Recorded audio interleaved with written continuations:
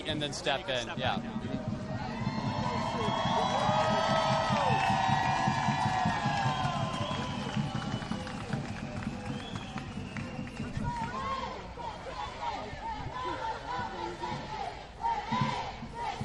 Hello, this is Anthony Zerker with BBC News. I'm outside the Immigration and Customs Enforcement headquarters in Washington, D.C., where a group of protesters have marched from the White House to right behind me here. They are protesting Donald Trump's decision to rescind the DACA permits that were being provided by President Barack Obama for the past 4 years. That were allowing individuals who had entered the United States as children to have legal work permits and legal authorization to stay in the United States for 2-year rolling periods.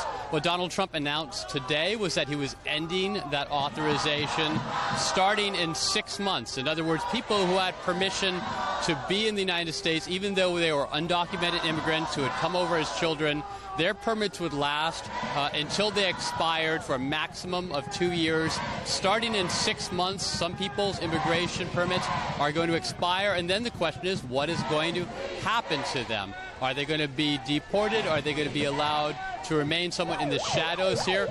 It's a big question, and that we saw from Jeff Sessions, the U.S. Attorney General, several hours ago announcing this. He framed this as a law and order decision, upholding the law. He said that President Barack Obama had overstepped his presidential authority in granting these work permission, that this was something that Congress would have to do. I encourage you, because this is a Facebook Live, we're going to be watching your comments. I'm happy to answer your questions. We may also get some comments from people here in the crowd who can tell us a little bit about why they're marching. But if you have any comments on exactly what this means for U.S. immigration law, feel free to send me messages. I have my trusty iPhone here, so I will be able to answer your questions.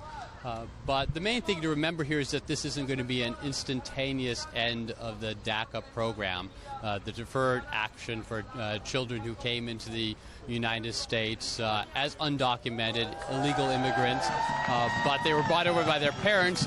Many of them have lived in the U.S. for more than a decade. Some of them don't even speak language of the countries they came from, such as Mexico or Central America, but they would lose their legal authorization to be in the country. One of the things that Donald Trump, he released a statement in the past hours saying that he wasn't going to prioritize their deportation. His focus for deporting undocumented immigrants in the U.S. Was people who had committed crimes, people who had recently arrived, people who had overstayed their visas. But the reality is that once these DACA protections, which about 800,000 immigrants had been under for the past 4 years or so, once they expire, if they have an interaction with the U.S. government, if they have an interaction with U.S. law enforcement, they could be up for deportation. That has prompted an outcry from activist groups, from people who are supporting the DACA law, the DACA action under Barack Obama. They started this march at the White House. So they've been marching down this street, about a 10-block walk, and now they've sat down. As you can see, they've sat down in the middle of the street, essentially blocking traffic here in Washington, D.C. Downtown street, and are holding demonstrations. I'm going to take a look and see if we have any questions from you.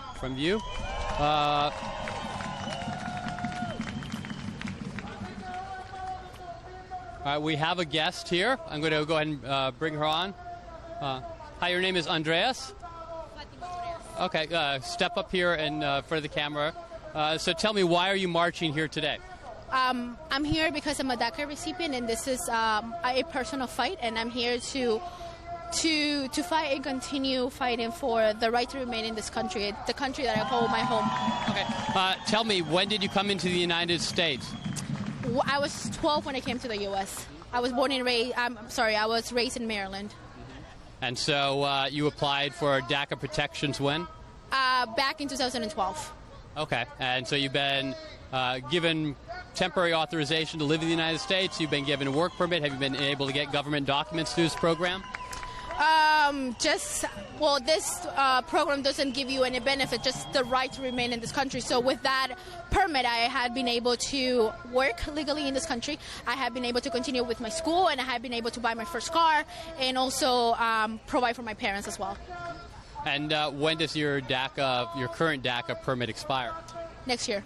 Next year. So at that point, you won't be able to renew it. You will essentially go back to living in the United States as an undocumented immigrant. How does that concern you? That's something that hasn't sunk in yet. I know that there's an uphill battle that we have to fight. Now this is moving to Congress. So I strongly believe in my community. I strongly believe in all of those dreamers who are fighting to remain in this country, and we're going to continue calling our congressman or representative to represent us and take leadership and make a legislation happen for us. Okay, and you make a good point. What's happening now is that this fight is going to go to Congress. Donald Trump essentially said in 6 months the program will begin to expire, but Congress could take action before then, and there are people, including Speaker of the House Paul Ryan and members of the U.S. Senate, who said they want to pass some sort of legislative authorization to keep this going. Now, Barack Obama did this as an executive action, and critics have said the problem was that the president didn't have this authority to act. I mean, what do you think of that? Was this a proper exercise of presidential authority? I think so. Thank for this executive order. He was able to somehow bring some kind of order, right? An immigration order that could protect these young immigrants who have so much potential and so much potential to contribute to this nation. And that's what DACA did for us. So it has helped you be a student, it has helped you buy a car, it has given you a sense of security. Were you worried before DACA happened that you might be deported or that your legal status here was in jeopardy? Yes, I continue to worry about it. But like I said, I've lived in this country for so many years, so it's really hard for me to think that I'm going to be outside this country. This has been my home for the past 12 years. Now, one of the concerns I've heard from some people who had received DACA was that by coming out of the shadows, essentially, by applying for this program, and there were about 2 million individuals who were eligible for it, about 800,000 applied and were granted DACA status, that they were essentially trusting the United States government to give them protections and providing in exchange their personal information. How does it make you feel that now you may not have those protections, but the U.S. government, the Immigration and Customs Enforcement here right in front of us, they'll have your details and you will no longer be in the country with the protections that DACA provided? Well, that's something that worries me, and that's something that worries everyone, I believe. But we have 6 months to fight, and 6 months to make a legislation happen. And I believe in our representative, and I believe in our senators, and hopefully we don't have to worry about immigration agents knocking on our doors. Okay, terrific. Well, thanks so much for chatting with me. Go back to your protests.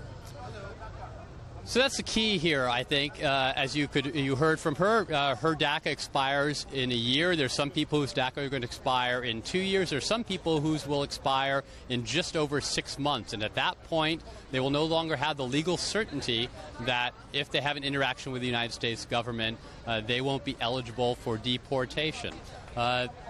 So the question is now, what happens next? As she mentioned, there's 6 months before some people will no longer be eligible by DACA, will no longer be covered by DACA. Congress has 6 months to act. We've heard from Republicans in Congress and Democrats that they're going to try to pass some sort of legislative fix, but it's an open question as to whether they can do that. This has been talked about here in Washington since 2001. In 2010, Democrats tried to pass a DACA-like bill through Congress. It passed the House of Representatives. It got to the Senate, and Republicans in the Senate blocked it along with a handful of Democrats, and it failed to get the 60 votes out of 100 necessary to become the law. So since then, Barack Obama acted.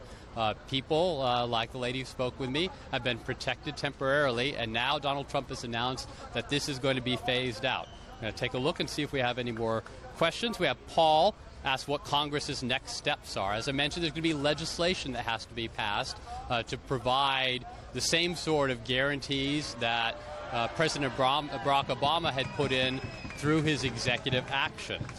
Tim says, can states do DACA? States cannot do DACA. Immigration is solely the realm of the federal government. Congress sets immigration law, and the president interprets and enforces it. One of the big questions was whether Barack Obama had gone too far in interpreting his authority in basically setting up this program that gave deferred action to people who were here as children. He gave them work permits. He gave them the ability to apply for driver's licenses. All that sort of thing normally wouldn't be available to undocumented immigrants in the country. He changed that, and that was the criticism from Republicans, was that that was not Congress's intent, and that was overstepping presidential authority. So at this point, it's going to be 6 months of hard battles in Congress, and we have to remember that Congress has a lot on their plates already. They have to pass a budget before the end of this month. They have to authorize new government debt in order to continue to fund the government.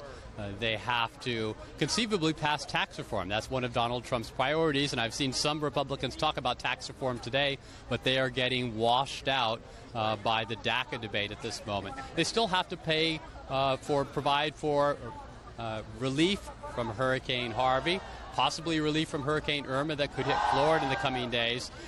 There are many things on Congress's plate that they have to do in the 6 months, and Congress hasn't been able to pass anything like DACA over the last 15 years.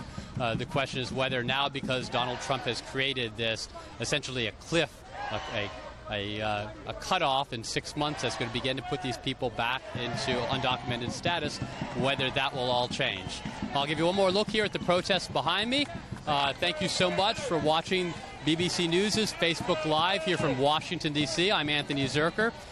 Keep with your comments. I will look on them as soon as I can and maybe respond to a little more after we sign off. Thank you again.